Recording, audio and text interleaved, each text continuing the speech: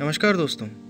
सन 1766 में मराठा सूबेदार मल्हारराव होलकर की मृत्यु के बाद मराठा मालवा के राजगद्दी में वारिस के तौर पे उनके नाती मालेराव होलकर को बिठाया गया और इसके एक साल पश्चात उनकी 1767 में अकस्मात मृत्यु हो गई। तब राजगद्दी हड़पने के लिए षड्यंत्र शुरू हो गया।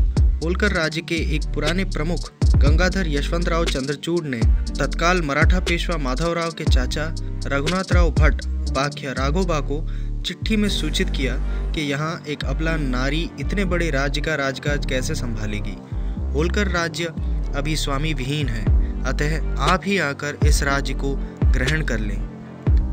राघोबा को लगा कि इतना बड़ा राज्य उनके अधीन में आ जाएगा, तो एक विशाल सेना के साथ वे पुणे से इंदौर की ओर रवाना हुए। इस षड्यंत्र के बारे में उसी अबला नारी को जब पता चला, उसने अपने धैर्य और आत्मविश्वास का परिचय देते हुए राघोबा को पत्र से सूचित किया, आप मेरा राज्य छीनने के लिए सेना के साथ आ रहे हैं, पर आपका यह स्वप्न कभी पूरा नहीं होगा।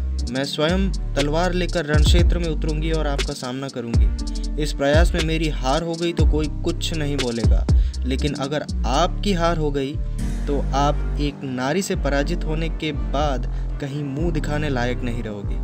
साथ ही एक अबला पर आक्रमण करने का कलंक जो आप पे लग जाएगा वो कभी नहीं मिट सकता। ये सब पढ़ के राघोबा के हाथों के तोते उड़ गए और उन्होंने गुप्तचर के हाथों संदेश भेजा कि हम युद्ध नहीं करने आए हैं, हम तो पुत्र वियोग का शोक मनाने आए हैं।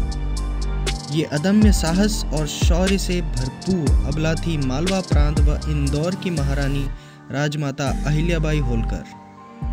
जी हाँ, लेट अस नो के आने वाले एपिसोड्स में हम एक नारी शक्ति के बारे में जानेंगे जिनके बारे में ज़्यादा कुछ नहीं कहा जाता, पर जिन्होंने सच्ची निष्ठा और धर्म का परिचय देते हुए मध्य भारत पे बिना कोई लड़ाई व युद्ध लड़े 28 साल तक राज किया। राजमाता अहिल्याबाई होलकर ने बिना रुके बिना झुके अपने कर्म भूमि को धर्म मानते हुए लोगों की जी जान से सेवा की और सनातन संस्कृति का प्रसार किया। आतताई आक्रांतों के द्वारा तोड़े गए मंदिरों का पुनः निर्माण और जीर्णोद्धार करवाया। पूर्व से पश्चिम, उत्तर से दक्षिण हर एक मंदिर के जीर्णोद्धार, नवीनीकरण और मंदिर के राजकोष में उनका योगदान हमेशा रहा।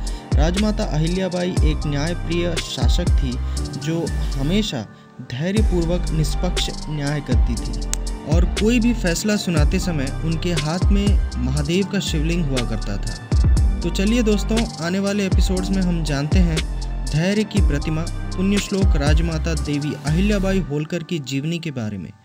तब तक के लिए धन्यवाद। जय हिंद।